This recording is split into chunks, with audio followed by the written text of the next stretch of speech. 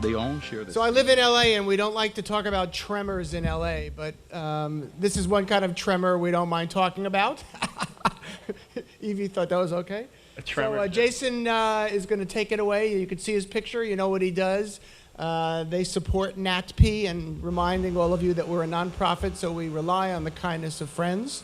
And we really appreciate you being here today. And you've got 10 minutes starting now. Does that include your tremor joke? No. No? Oh, good. We haven't heard that one before, so thank you. Appreciate that one. Good afternoon, everybody. Thank you. We're thrilled to be here, of course, and these fine-looking gentlemen who just came in, sitting in the front row, they came here just to see me, right? I'm Jason Krebs. Good to meet you. 24-hour hip-hop, right? Is that what we're doing? 24-hour hip-hop. We're going to have that in our office 18 hours a day. We won't go the full 24, but we'll do it. So we're going to show you how you guys could use some of our solutions and what we do for the marketplace, because we're talking about branded entertainment here, right? And of course, it's hot, smoking hot. Hot, right? Boiling? Very hot. So it's a big industry because it's a lot of money, right? And it's growing. That's up 7% from last year, and it's not stopping. Very strong growth as digital and marketing spend about $250 billion this year. You can see that's 10% and growing. So it's a very important segment, which is why the hundreds of you are here in the room. Back to way back through. I can see you back there. Good. See the guys at home on TV and all the people in our office, in our cafeteria. What's up? Tremor Video on 23rd Street watching. They can't tell how many people are here, so I want to let them know. It's a big industry. That's why you're all here. A lot of marketers have it in their plans, right? So if you don't, you're on the outside looking in. You're in that under 40%. No one wants to be on the outside looking in, especially since it's so hot in here. We have a lot of great content producers. You've been hearing that, right? That's what the day has been speaking about. Guys like Lowe's doing things on their website, right? People create content, they put it on their website, it's a win. You know it's there. Hopefully people are going to come look at it. There are some other small websites that people are using, like this one up here, right? Facebook. Use Oral-B and Facebook. An Oral-B and Facebook user. Perfect. So they're creating content and bringing it to where the people are. We've also got YouTube. Those of you can see that up there. This is what happens when a PC PowerPoint screen grab meets Mac Keynote. You get YouTube. People creating content, bringing it to where the masses are. But you've heard of these things, right? It gets very cluttered. There's people here, the previous panel just spoke about that. You want to try and make sure that you're not an island, right? That you're not just sitting there lonely without visitors and without distribution. And people have been talking about distribution a lot. We have a little bit of a different spin on that. So you got to go where the consumers are, not where you want them to be, right? This is, you can't build it and they will come. You have to do something to make sure that people are looking at this content. And here's the landscape, right? So let's take a look and see what's happening. You've got YouTube. These are digital video viewers, okay? This is video viewership. 46% of all video viewership taken on YouTube. Obviously, they're like oxygen, right? Google, YouTube, they're everywhere. You can't get away from it, fine. But what else is going on? This might surprise you. The video viewership on these huge players, not so huge when it comes to overall audience, right? So if you're just playing there, you're not going to do very well. The cream of the crop TV and media sites for video, a large portion and good. But then, of course, this is where you really have to start to pay attention to what's going on outside of YouTube, because if you're not, you're missing the majority of the audience, right? So you've got reach and then you've got premium. So you want to make sure that you have access to all this, and Tremor Video has access to 44% of all that video inventory on the web, right? So we're reaching almost half of all video viewers on the web, and we give you that opportunity to reach those people. And premium content, exclusive access. So we are the only people who have 35% of that premium TV content is opportunity to get to that through us and through their own sales forces. So we have over a third of that content exclusive to us as a sales channel. So why do you want to reach those people, and how do you do it? So we engage viewers everywhere they are. We scan video. We're the only company that scans a piece of content before we decide to put an ad adjacent to it or in front of it. We categorize it, and we make sure it's safe for your brands. No crimes, no accidents, no violence, no drug use, no bad words. This guy was cursing like a sailor before I heard it. It would not pass muster. Sorry. We tell an advertiser or a branded content provider, what do you really want to do? What's your goal? Is it brand lift? Is it engagement with the creative, getting a customer a viewer to engage with your content? Is it time spent? You want to make sure that people are spending enough time with you? And we hold our noses for the last one. We say, God, if you want to do click-throughs, okay. We know that that's not the best metric. You know it's not the best metric, right? But if people want it, we provide it. What do we do when we decide after they say one of those 4 things that they want? These are all the things that we look at before we decide to serve an ad. You've heard people say the right ad, the right time, the right place all the time, but are they really making a sophisticated decision before they do it? We don't serve an ad. The moment a consumer says, I want to watch that video, we have a bunch of advertisers saying, I want to reach people. We don't serve an ad until we check off all of those things. We scan all of that in the blink of an eye to make sure that it's reaching your intended goal, and then we tell you what are the top 3 signals driving performance. If you wanted brand lift, our Video Hub will show you that it depended on where the publisher, which publisher you were in front of. That was the most important determining factor. Sometimes it's time of day. Sometimes it's day a week. Right? We have enough scale to provide morning day parts, for instance. That might be the best time. If you have a video provider that you're working with that's just going to give you 10 million impressions in the month of October, across the entire month scattered, they're not having your best interests at heart.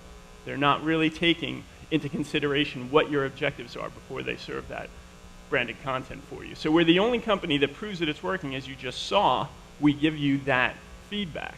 And now I'll show you the what, because we only want you to pay when it does. Who likes to pay for things that don't work? Ridiculous, right? Makes no sense. You only want to pay for things when you know they're working. So here's a video, and here's an example of that. My parents This is a commercial, Colombian. Right now, you see the mouse working over to our engagement slate. 3, 2, 1, and then the extended trailer comes. So we were able to get a consumer to say, you know what, I want to look at more of this, and you can see the countdown. That was a 30-second pre-roll commercial that went into extended content for this advertiser, and you can see there it's counting down 120 seconds. You can X off of this if you want to and get back to the 30-second commercial, but I want to show you something that just happened there. Right now, this is a free ad. The advertiser has not paid for this. We are so confident we are putting this ad, this content in front of the right person that they don't pay until a consumer says, I want to see more. We're the only company in this space that charges just on engagement for pre-roll video. So that's very powerful here when you say, well, what? I'm just going to send my ads anywhere or hope that the right people are picking up? No. We are very precise. We want to make sure that it's hitting your objective and it's only going to the people who want it, and you only pay for that. And then for branded entertainment, we have continue to the content. If they don't want to watch this, take care of it. And I'll show you another one. It's not just sexy, fun movie commercials. Tide, the opposite of a sexy commercial. Look at them now. Now they can be my thing forever. Yeah. Tide didn't pay until a consumer said they wanted to see more.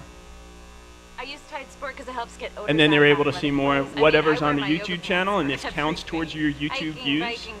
So for those of you who have bonuses in your marketing deals to make sure that you get a lot of people looking at your YouTube commercial, this is a way to make sure that you're getting people involved and engaged with your content. And you could do, it's a treasure trove of information in here. Different videos, more products. Of course, the inevitable, you can tweet this, you can post it to your Facebook page. We firmly believe that you should only pay for marketing success. Not whitish, not eggshell, not and of course, this expands over the page out of the pre-roll. That's brand new. We're launching that here for the thousands of you in the audience today. This is the first time people are seeing this. Play smart, win smart, follow consumers where they are. Know what is happening, the who, what, why, and where it's working. Again, all those things I mentioned to you before. Time of day, day of week, browser type, right? Somebody who's on Firefox on a Mac is a much different person than someone who's on an Explorer on a PC. We just know that. There are different socioeconomic variables involved. There's a different kind of people. They have different places on the adoption scale for your product. Don't pay for something that's not working. Only pay when it works. Thank you very much.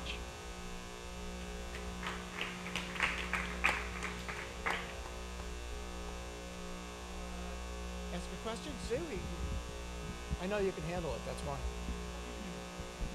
Of those factors you screen for, which is consistently most important? It truly varies, right? Because when you have an auto advertiser, much different objectives than Tide, right? So sometimes it is going to be day of week. It's you shouldn't try and get people to go walk on a lot on a Monday or a Tuesday. So day of week is going to be more important if you're doing a drive to dealership. But yet if something is with people's mindset just after the weekend, Monday, Tuesday is going to be better. Otherwise, sometimes it's a publisher. It's the operating system. We really have not found any one thing over the other. And that's why we try not to go in with any preconceived notions. We have an advertiser that was telling us that their creative is a great example, a retail advertiser. They said this creative is perfect for the young women, right? We want to hit the 15 to 24-year-old girls because they care about their product. Who is engaging with the video? Moms. They didn't like to hear that.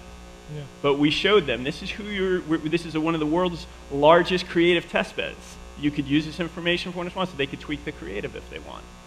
You want to hit the young women, but we could tell you the demo that it's going to. So that's one example. One more quick one.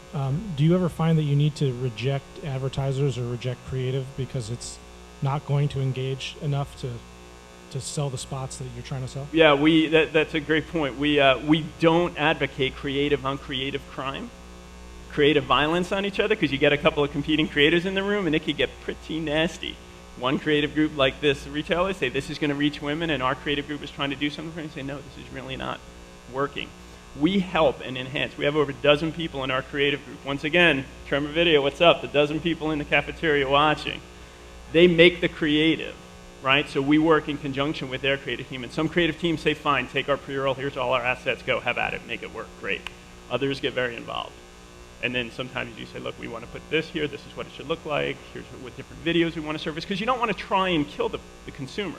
That Tide example, you put 2 or 3 things in there that you want to get a consumer to engage with, you can't put a dozen. You can't put your environmental policy, why it's a better cleaner, you can't put all the places you could buy it, you can't say here's a stain remover, you can only do a couple of things. And that's what our creative team helps with the client's creative team to say, this is really our advice, what you should do.